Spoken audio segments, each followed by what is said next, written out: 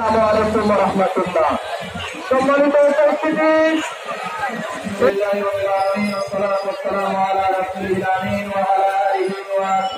বিভিন্ন মসজিদের খতিব ওলামায়ে কেরাম এখানে উপস্থিত হয়েছি আমাদের অধিকার পাওয়ার জন্য।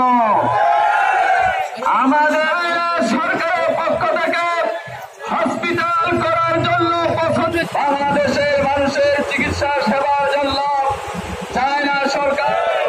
একটি পূর্ববঙ্গে, একটি দক্ষিণবঙ্গে।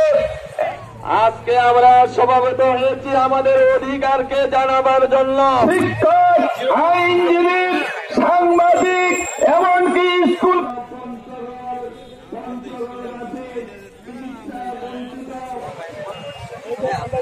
আসসালামু আলাইকুম রহমতুল্লাহ ওয়া বারাকাতুহু।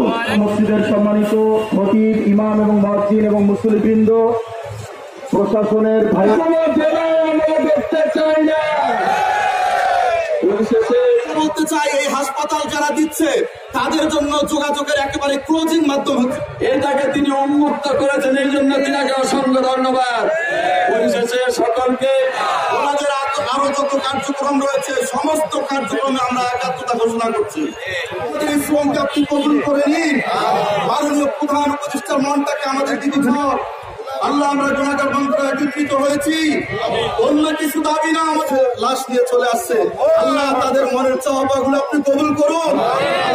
আল্লাহ, মানুষের দাবি পঞ্চগড়ের প্রত্যেকটা মানুষ আল্লাহ